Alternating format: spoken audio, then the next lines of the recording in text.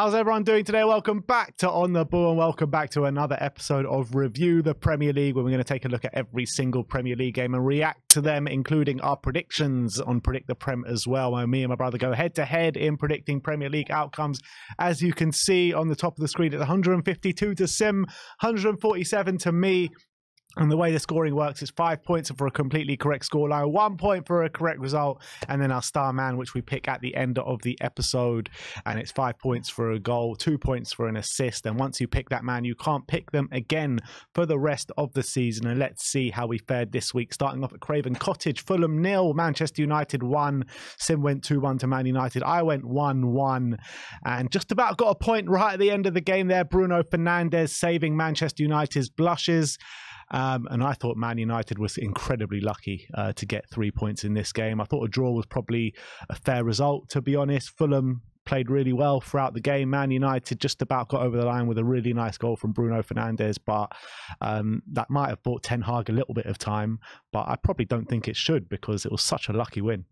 Yeah, I wasn't able to see this game, unfortunately, but it was, from what I could see from watching the highlights, another unconvincing one from Man United, who, to be fair to them, make it 3 wins out of the last 4 games. But I was actually looking at their record before this game, and it's 5 wins, 5 losses, which is identical to the record that Nuno got sacked with. Wow. When he got sacked by Spurs. So I think that goes to show kind of where he's at. And also the wins have been unconvincing. Just like there are a lot of similarities with the way they're winning games to the way we won games under Nuno. And I remember I texted my friend who's a Man United fan like 5 minutes before the end of the game. I said, even if you get a late winner here, I wasn't watching it, but I was looking at the stats. I said, even if you get a late winner, surely like Ten Hag's got to be under serious pressure because you've been poor again, and if you win it, it seems like a lucky win.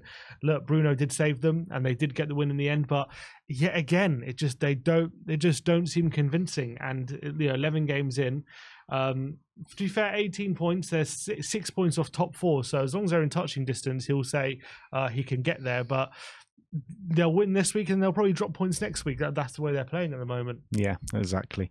But Sim gets a point there. I get 0 points, albeit I was very close to a point and Sim was close to 0 points, but that's not the way it has worked out. But let's move on to Brentford 3, West Ham United 2. Both of us going for 1-1 in this game. And what a game of football this was. Brentford take the lead early. Before half-time, West Ham go 2-1 up. And then Brentford get 2 goals in the second half, and not a very good second half showing from West Ham, but they did rally a little bit at the end of the game to try and get that equaliser. But what a strange game of football. Brentford's form starting to pick up again now. Is this their first home win of the season, Brentford, or maybe their second? They've got 3 wins on the trot now in the league. I'm not sure about if it's I don't think it's their first home win. Must be their second then. Yeah, they beat Burnley at home as well. But off the back of beating Burnley, beat Chelsea away, and now a really good win at home to West Ham. They started the game well with a really good goal with a goal from Neil Maupay, his first goal since his return to Brentford, and then West Ham hit back a wonderful volley from Mohamed Kudus. What a really goal! Showing what a quality, goal, isn't he? He had a brilliant goal in midweek against Arsenal in the cup with an amazing touch and then cut inside and finish. And then he's just scored a brilliant volley against Brentford, and he's really showing why they paid the money. Yeah, Mohamed Kudus, me and you were waxing lyrical about him during the World Cup. We were saying bring him to Spurs and all that kind of stuff. And he's not disappointing at the moment for West Ham, is he? He's really started life as he means to go on, showing real quality. Him and Jarrod Bowen are 2 top class players West Ham have in the attacking line. And Jarrod Bowen specifically going from strength to strength this season. The guy can't stop scoring. Yeah, another goal for him. That put West Ham 2-1 up. After Kudus hit the post as well. And they got undone by, uncharacteristically, from set pieces. 1 own goal from Mavropanos and then a Nathan Collins header from a very similar situation. And you wouldn't have thought West Ham were getting undone from set pieces, but that's what happened. And their good start to the season is starting to wane a bit. No 3 losses on the trot now. No win in 4. Back into the bottom half, 12th in the league. And Brentford, on the other hand, after a shoddy start to the season, now 3 wins on the trot and up to 9th, and only 2 points behind Brighton, which you think about how everyone was waxing lyrical about Brighton and saying Brentford are struggling, and now 2 points separate them. So it's crazy. A big turnaround for Brentford. Yeah, they'll be very disappointed not to take any points from that West Ham. And you're looking at the games that they're dropping. I mean, at home to Everton, you would have thought they would have got points in that game. Away to Villa, fair enough. At home to Newcastle, fair enough. But I guess the last 2 games where they have dropped points in Brentford and Everton, maybe a bit of a cause for concern for West Ham, especially with these top players that they've got at the moment. And I think they lost in Europe as well. So to Olympiacos, yeah. So they're not having the best of times at the moment, West Ham. But you got to say though, Kudus is definitely starting to top player. Yeah, starting to provide, isn't he? He really is a top player, and I mean, I love everything about him apart from the shirt that he puts on, pretty much.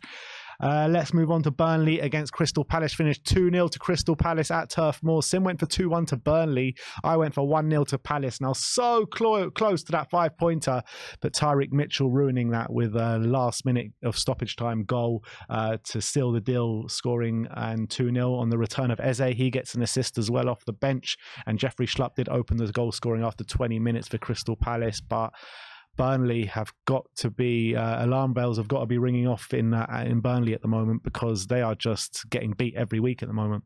Same old story for Burnley. Lots of possession, lots of shots, but no clear-cut chances and no clinical edge to them. And especially at home to a side like Crystal Palace, where it's a big game, off the back of a massive loss to Bournemouth last week, where that was a real 6-pointer. They needed to, especially a Palace team. I know Eze came on and got an assist, but they started without him and Olise. So an opportunity to really take the game to them. They did take the game to them, but they just didn't have the quality to break them down. Palace held strong. They hit them on the counter and ended up, getting the win in the end. And Burnley, it's another loss for them. That's 9 losses out of 11 games for Burnley. And Kompany, however well he did last season, I guess fans are always going to be quick when you're getting these kind of results. Fans will question it. They're not, and they're conceding lots of goals, and they're just not scoring anywhere near enough. And they just don't even look like scoring at the moment. Despite they play good football, don't get me wrong, they press well, but when it gets into the final third, they just seem to lack so much quality to put the ball in the back of the net, and that's really holding them back at the moment. So it's tough to see them turning it around at this point, but you never know. Maybe it's a case of one if they can. I know they beat who did they beat? They beat Luton.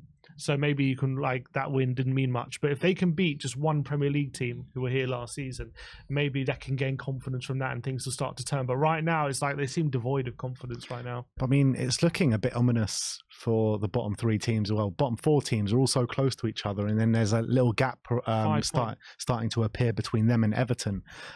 So if these bottom 4 teams don't shape up pretty quickly, because Everton are actually on a decent run at the moment. They're getting a few points on the board, whether it be draws or wins, but Luton, Bournemouth, Burnley and Sheffield United all are bang in trouble at the moment. Next up, we've got Everton against Brighton, which finished 1-1 on the day. Sim went 2-2, so he gets a point there. I went for 3-1 to Brighton. Brighton had 80% possession in this game. They just couldn't seem to break this Everton team down. Everton dug deep, got the points on the board, and quite an astonishing point here at home to Brighton. Mikalenko opens the scoring early on, and Ashley Young with an own goal with 5 minutes to spare Brighton's blushes a little bit, but they got to be very disappointed with this run of form they're on at Brighton. Yeah, no win in 5. Which has got to be a concern, surely, if you're Brighton manager, considering how well they'll play in the beginning of the season. I always thought they would struggle in this game because Everton are a very solid defensive outfit. They know how to play against this Brighton team. They showed that last season, where the stats were probably quite similar. A lot of possession for Brighton, but little cutting edge, and then Everton hit them on the counter with the space that they leave. And they did the same. They repeated the trick really this game, and I think Everton probably deserved the victory, or at least definitely deserved a point at least. They had put in a very good display at home.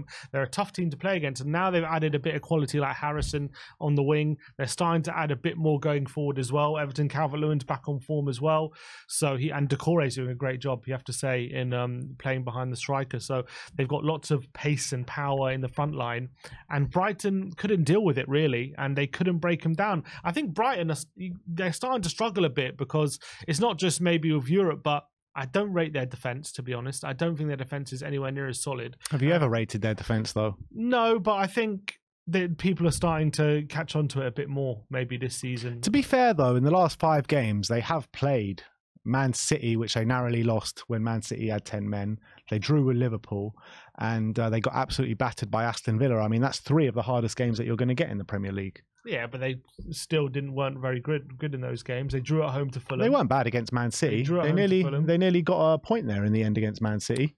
Against Man City, I can't remember that game, to be honest. Where Man City scored 2 goals in the first half, and then Brighton got one back, and then they were pumping them for the second half, but just couldn't get over the line. City deserved that victory. I felt there was a bit of they didn't do much in that game, in my opinion. I know they got back in the game a bit, but they didn't really deserve anything out of that game. 5 without a win for a Brighton team who were tipped to push on from last season is got to be a bit disappointing. So.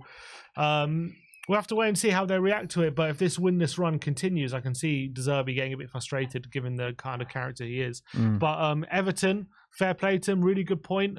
Dragging them a bit further away from the relegation zone. But 5 points is fairly significant. But they're still in 16th. They want to improve that position. But at the moment, they're closer to Chelsea in 10th than they are to Luton in 17th. So I think that tells its own story. I kind of think that we all expected this kind of drop-off with them in Europe, though. I don't think... Brighton, yeah. Well, I think we all expected it. We all said it at the beginning of the season. They're going to struggle. De Zerbi's even said it in press conferences as well, how they're not used to it and they're struggling for it. So I think that's what we're seeing at the moment. Yeah, definitely. Let's move on to Manchester City 6, Bournemouth 1. An absolute onslaught at the Etihad. Both of us went for 4-0 to Man City, and this day belongs to Jeremy Doku. This man was absolutely unplayable in this game. 4 assists and a goal in a 6-1 mauling. Erling Haaland and Julian Alvarez had nothing to say in this game. Haaland goes off at half-time with a slight knock. And look, it was just a complete battering for Man City, and Bournemouth just could not do anything, and it was all topped off at the end with Oscar Bob coming on and getting an assist for Nathan Ake. Yeah, no surprises really about the one-way traffic. We had a feeling that with the way Bournemouth like to play, I can't see them being defensively solid in this game. And if you're not defensively solid against Man City, this is always a possibility that you could be on the end of a row, and that's exactly what happened. They offered very little going forward, apart from the odd chance. But as you say, Doku was absolutely sensational. It was a delight to watch, to be honest. He was energetic. He's so pacey.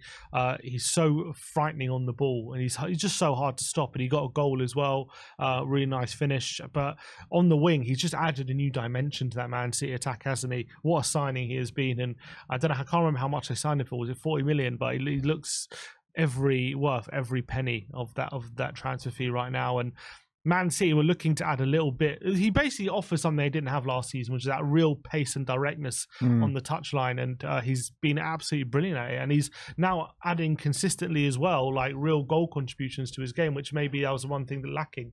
Yeah, and it's no surprise, to be honest, with the quality that he has around him now, Jeremy Doku. But I think that when you're looking at him, a lot of players come into Man City, especially on the wing, and take a while to get to grips with the way Pep Guardiola likes to play. Maybe it takes a season for them to really flourish in a Man City shirt. This guy's just come in and go, you know what, screw that. I'm just going to perform straight away. And he's unbelievable. Yeah. He really is unbelievable. Next up, Sheffield United 2, Wolves 1 at Bramall Lane. Sim went for 0-0. I went for 1-0 to Wolves.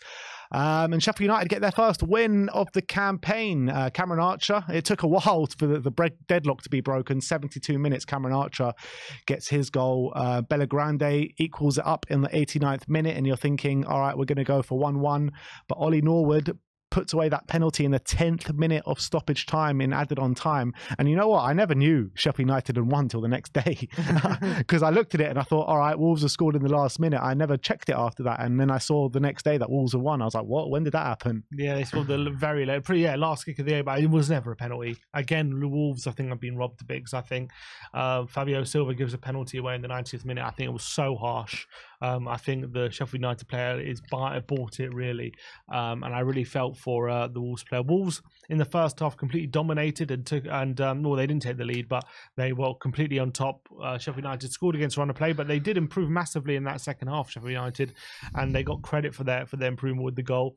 Bellegarde with a deflected goal got Wolves back on level terms. You thought if there's going to be one team to win it would be Wolves, who were on top for a bit, but Sheffield United ended up scraping a victory. Not to say that that's showing their survival credentials just yet. I want to see a bit of consistency. But you got to start somewhere, and that's their first win of the season. They needed it badly, and especially Heckingbottom needed it badly, didn't he? So puts them on 4 points, level with Burnley now. So at least it gives them a fighting chance of being within touching distance of the Luton who's in 17th, but still got a long way to go, obviously. Yeah, absolutely. Let's go on to Newcastle against Arsenal at St James's Park, a game with a lot of talking points. It finished 1-0 to Newcastle. Arsenal fall to their first defeat of the season. Sim went for 2-1 to Newcastle. I went for 1-0 to Newcastle, so I get a 5-pointer here. Sim gets 1 point. But where should we start with this game? I guess let's start with the Kai Havertz challenge, where he gets booked on the 37th minute. I mean, it's slightly high. He misses the player with the studs up, but catches him with the trailing leg. I thought it was high and dangerous, and I thought that was worth a red card. The result of that was Kai Havertz gets booked and 3 Newcastle players gets booked. So it was actually a pretty good tactic from Havertz to do what he did in getting 3 Newcastle players booked. But do you think that was a red card? I think he's lucky, to be honest. I do think it's a red card. I don't think VAR should be calling it back, because I think you can look at it in 2 ways, but I think he's lucky. I think if the referee gives a red card, I don't think he can have any complaints. I think it's a dangerous challenge. Yeah, and even if he wasn't, shouldn't have got sent off for that challenge, he did make another challenge in the second half where the ref just gave him a telling off instead of booking him, where after that challenge, I thought any foul should be giving a booking for Kai Havertz, and he should be getting sent off in that game. Whether it's the first one or the second one, a sending off should definitely be given to Kai Havertz at that point. And then Bruno Guimaraes in the second half, elbows. I can't remember who he elbowed in the middle of the pitch. Was it Rice? Jorginho, yeah, that was it, Jorginho. And a lot of Arsenal fans up in arms about that one. What did you think about that? Yeah, I thought he was lucky again.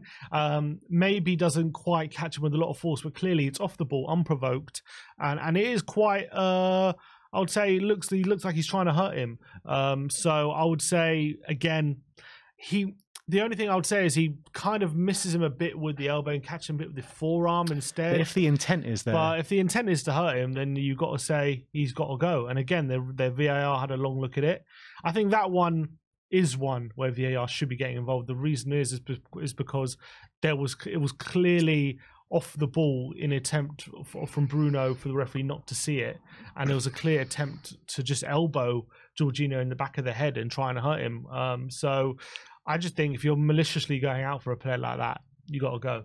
Yeah, I agree with that. And then the other thing was the goal that Newcastle scored. I mean, a disgrace. Arteta made his feelings clear after the game, which we'll get into in a second. But in terms of the goal in itself, there was 3 checks on the day about whether this goal should have stood or not. The goal obviously did stand, but the first one was the ball being out of play. I think it's a disgrace in terms of the angles that they showed on the day, because you just couldn't tell if it was in or out. I think it was in with the different angles that we have seen now, but I think that on the day, showing in the stadium and in the VAR room, why is there only that one angle which you literally just cannot tell either way? It's ridiculous, isn't it? They don't have a camera angle on the goal on the line, which is madness. When you think about how much money there is in this game, you can't get a good angle to see if the ball stayed in on the goal line as well, the goal kick line. So I think it is a drag. I do think it was in. So I think the referees were right to keep that decision, because you can't just overturn you got to remember the on-field decision was goal, so they need to find definitive proof to rule out the goal if they're going to rule it out, and there was no definitive proof that the ball was out. So I think they were right to stick with that decision. Yeah, I agree, and you have to have some sort of conclusive evidence if you're going to disallow it, and there just wasn't any at that point. The only thing I would say is the Man United had a goal ruled out against the Rashford one, when Rashford just kept it in, I think it was Brighton not so long ago, and that was a very similar situation. Yeah. They did rule it out, and I actually disagreed with that. I think they should have gone with the on-field decision because there was no definitive proof. But I mean, I'm talking about this in just isolation. Forget all the other decisions that have been made. They did come to. Fan will look to precedent, and they'll say, "Look, no, I know they will. I know they will." But look, at the end of the day, I think that was wrong, and this was right. Yeah. The second thing that happened was the push, or the supposed push, on Gabriel. Joe Linton did have 2 hands on him, but do you think that was a push? This is their strongest claim out of all of them, I would say, for it to be ruled out.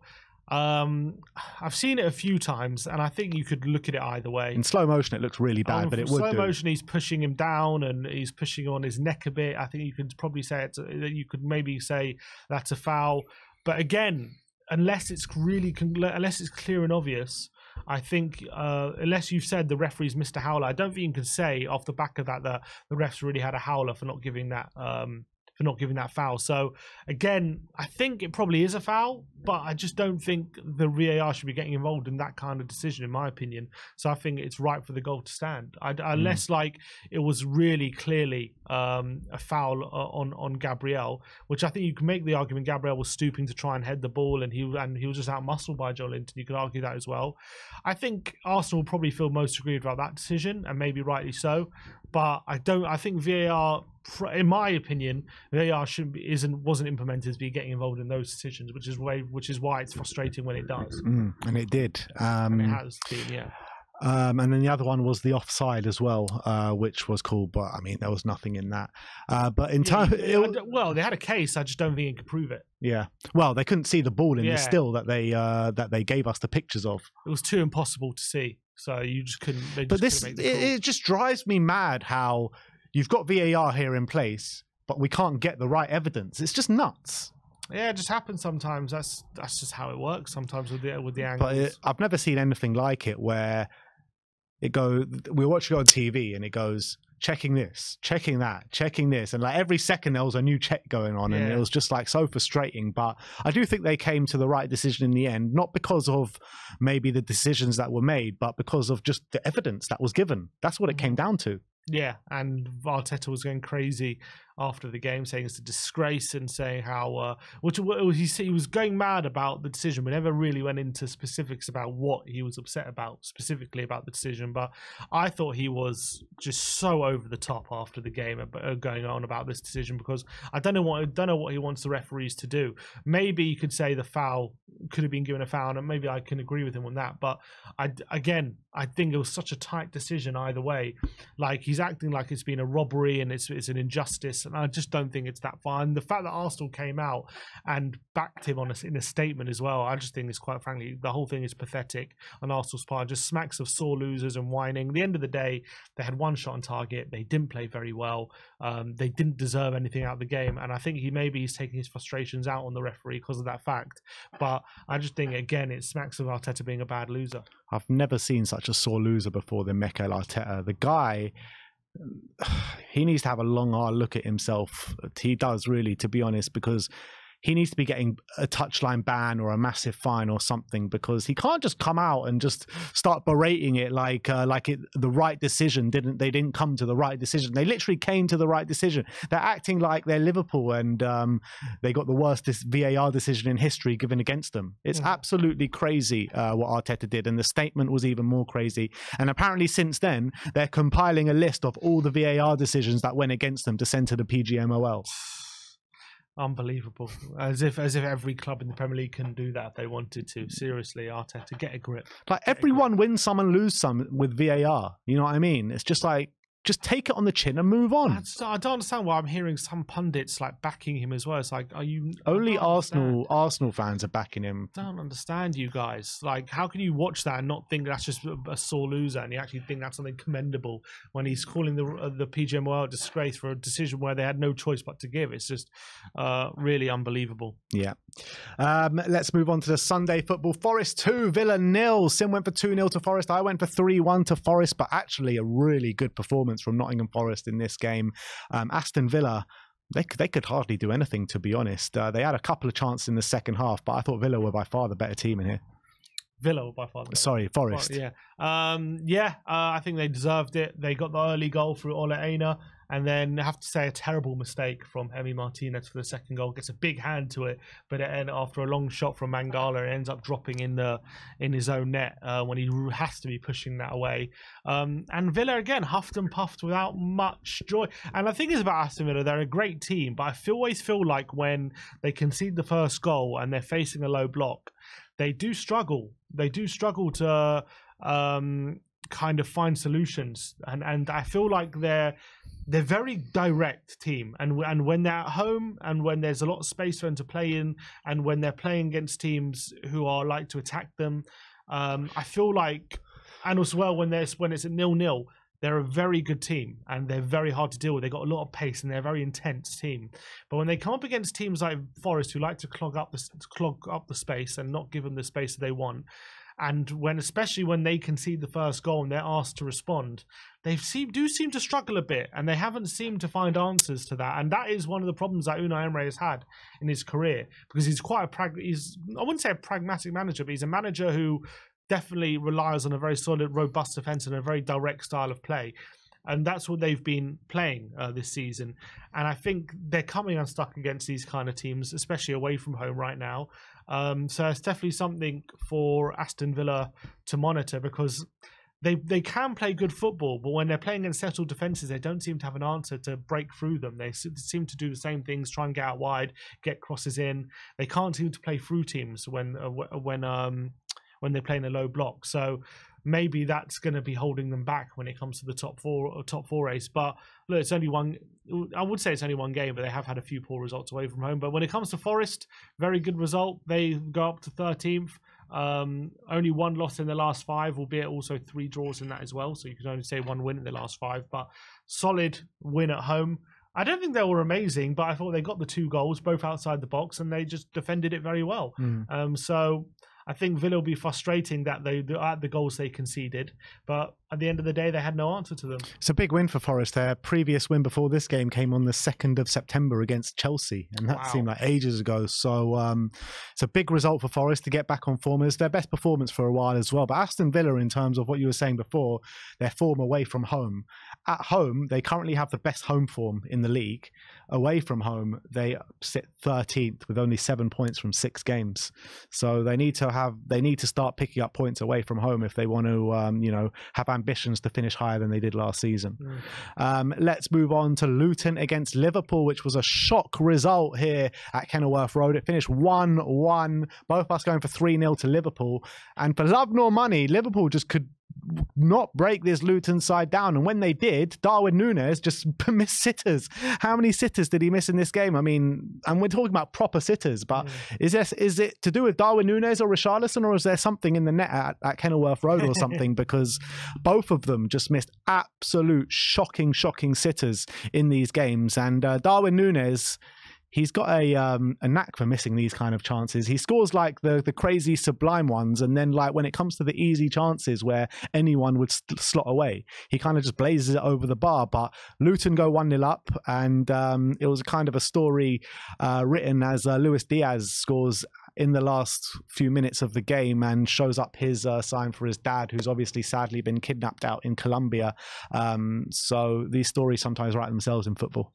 Yeah, I think Luton need to get massive credit, because they kept Liverpool at bay for long stretches of the game, and when they had their chances to get forward, they were a bit of a threat, and it was a really good counter-attacking goal which Chong got on the end of on the day, and it looked like it was going to be a famous victory for Luton, but they kind of got unstuck right in the last minute. But what I would say is, to be fair to Liverpool, it wasn't one of those games where, in my opinion anyway, where they had loads of possession without creating chances. They had the chances, they just didn't put them away, and that's something with the forward players that they have. Usually when they have the chances, they'll stick them away. So 2.85 xG. Yeah, they had plenty of chances to score, and they'll be kicking themselves at the chances they missed. Núñez missed a few. He hit the bar as well. Salah missed one.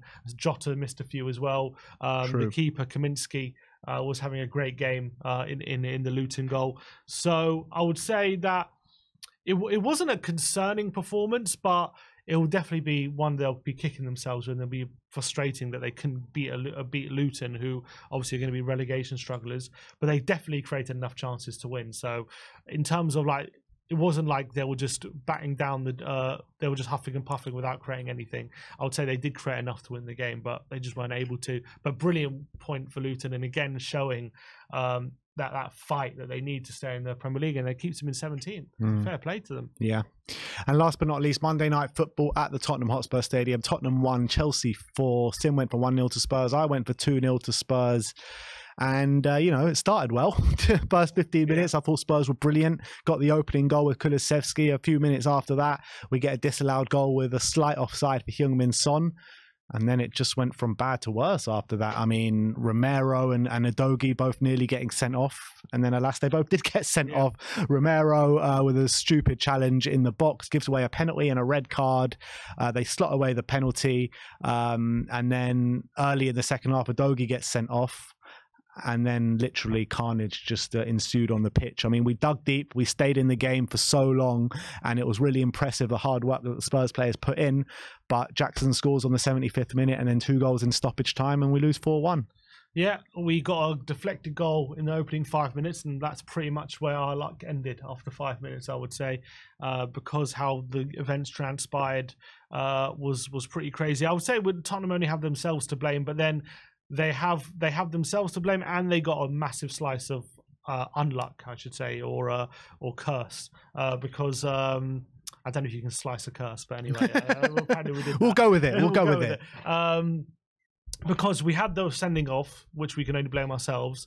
But then we have Van de Ven injury, which you can do nothing about. Maddison injury. Exactly. You got the Udogie thing, which got sent off. We can only blame ourselves. When we got Maddison injury, you can't really do anything about that. So on one point, I'm like, if those players hadn't got injured, it might have been a different game.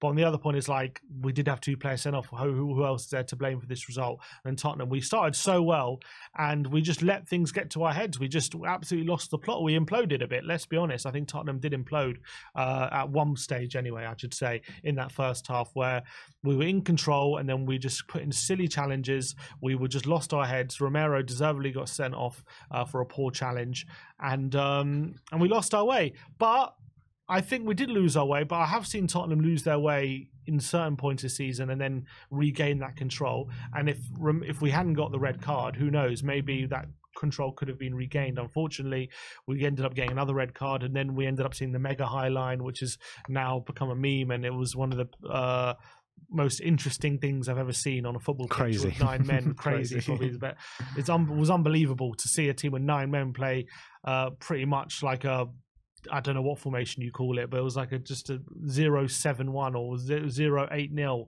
It was just madness what we're doing. But if you're going to try and win the game and try and force it with 9 men, I guess that's your only course of action, and it nearly worked in terms of getting a point anyway with the chances we missed late on. But at the end of the day, we're off the back of a 4-1 defeat, first home loss of the season, first loss of the season, first home loss for Ange in 50 games or so. So that's the frustration. Still sitting second for Tottenham, so not all doom and gloom, but the injuries are the most concerning part. Yeah, and it was such a big game coming into this with the Liverpool drop points and the Arsenal drop points during the week. It's just such a shame it had to end like that, to be honest. But it is what it is. We need to dust ourselves off and go again, albeit it's going to be very, very hard with the injuries and suspensions that we've got in the next couple of weeks. But let's move on and let's talk about our star men. Both of us went for City players this week. They did score 6 goals, but only 1 goal is to be accounted for in the star men. Julian Alvarez did start the game and got 0 goals and 0 assists. Phil Foden did not start the game, and I sent Sim a message as the lineups came out. I was like, Foden's not starting, mate, and he was like, laughing. Fuck's sake. Well, I texted him, I said, Foden's going to come on and do damage. Oh, you did say that, I said, Foden's going to come on and do something, and he came on at half-time, and he got himself a goal. Yeah, so he did get the goal. So fair play. Sim gets a 5-pointer for Starman this week, and we finish off on 161 to 154. So we'll see what happens next week. The last week before the final international break for a while now, so it'll be good to see the back of that. But as a Spurs fan, I think we probably need international break at the moment. So thank you everyone for watching us today, and we'll see you next time.